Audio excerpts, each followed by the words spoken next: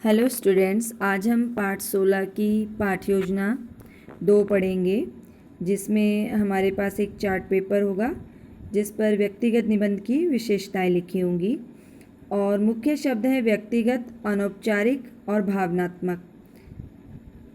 बच्चों, इस पाठ योजना को पढ़ने के बाद आप व्यक्तिगत निबंध की विशेषताएं बता पाएंगे। क्या आपके जीवन से जुड़ा कोई मज़ेदार या डरावना अनुभव है? उस घटना को अपने साथी के साथ साझा कीजिए। कोई अगर है तो बताइए। जैसे एक बार गलती से कक्षा में मैंने किसी का पेंसिल बॉक्स अपने बैग में रख दिया क्योंकि हम दोनों का पेंसिल बॉक्स एक जैसा दिखता था। अगले दिन पता चलने पर मैं बहुत शर्मिंदा हुई कि मेरी वजह से किसी को परेशानी हुई। उस दिन से मैंने अपने पेंसिल बॉक्स पर भी छोटा सा निशान बना लिया ताकि फिर कभी ऐसी भूल ना हो। बाद में हम दोनों उस बात पर खूब हंसे। तो ये देखिए, इसमें आप देख रहे हैं कि जो बात बताई गई है, जिसने लिखी है या बोली है, वो अपने लिए क्या यूज़ कर रहा है? मैं, हम, ठीक है, मेरा, इस तरह के शब्द यूज़ हो रहे हैं। तो व्यक्तिगत जो निबंध की विशेषताएं इसमें क्या है कि उसने एक अपने विचार भी बताए हैं। ठीक है, तो बच्चों आपने अब क्या करना है कि ये जो पाठ है इसको पढ़ना है। जैसे देखिए, दोस्ती किताबों की निबंध को अपने साथी के साथ में बारी बारी एक अनुच्छेद यानी कि एक पैराग्राफ पढ़ेंगे आप लोग। और जो निबंध की दाईं तरफ, ये देखिए, निबंध की दाईं तरफ जो दी गई है जानकारी, इसको भी आपने पढ़ना है। चार्ट पर व्यक्तिगत निबंध की कुछ विशेषताएं लिखी गई हैं और जो ये हमारा चार्ट है इसमें देखिए व्यक्तिगत निबंध की कुछ विशेषताएं हैं। ठीक है, तो उन विशेषताओं से संबंधित भाग को निबंध में आपने रेखांकित करना है, यानी अंडरलाइन करना है इन बातों को जब ये आएंगी पाठ को पढ़ते समय।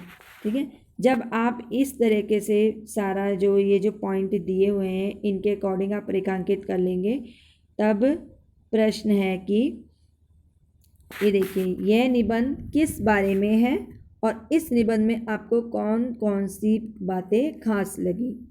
तो कौन कौन सी हो सकती हैं कि यह निबंध एक बच्चे के बारे में है जो अपने पैरों पर नहीं चल सकता।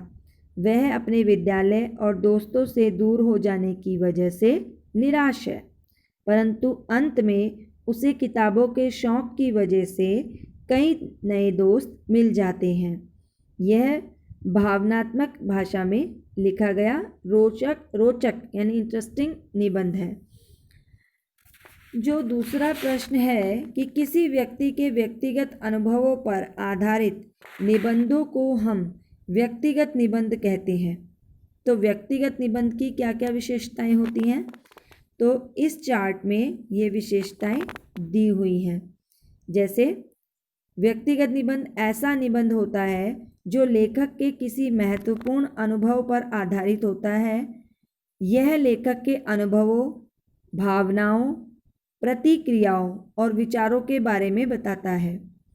यह सामान्यतः सर्वनाम के प्रथम पुरुष जैसे मैं, मेरा, हम आदि का इस्तेमाल करते हुए लिखा जाता है और इसमें अनौपचारिक भाषा का इस्तेमाल किया जाता है। अनुभवों को विस्तार से बताने के लिए भावनात्मक भाषा का इस्तेमाल किया जाता है। लिखते समय विभिन्न प्रकार के विशेषण शब्दों का प्रयोग किया जाता है ताकि पाठक भी उस अनुभव को जी सके। यानी हम कुछ ऐसे व्याकरण के विषय होते हैं, जैसे विशेषण भी है एक विषय, कुछ ऐसे शब्दों का प्रयोग करेंगे कि जो पाठ को पढ़ रहा है वो अपने आप को उससे रिलेट कर सके, संबंध कर सके, यानी कि उसको लगे कि हाँ शायद मेरे साथ भी ऐसा ही हो रहा है या हुआ था।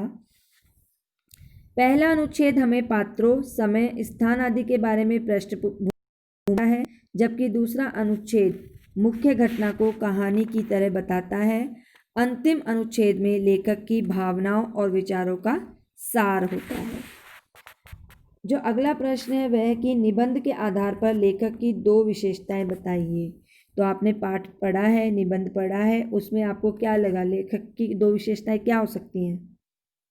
पहली क्या है कि उसके पास बहुत सारी किताबें हैं और उसे पढ़ना प्रिय है यानी पसंद है, और साथ ही लेखक एक संवेदनशील व्यक्ति भी है क्योंकि एक बेहतर जगह पर जाने के बावजूद उसे अपने मित्रों से अलग होने का बहुत दुखी हो रहा है ना वो, कि अब मैं अपने मित्रों से दूर हो रहा हूँ, अपने दोस्तों से दूर हो रहा हूँ। तो वो संवेदनशील है यानी भावुक व्यक्ति है।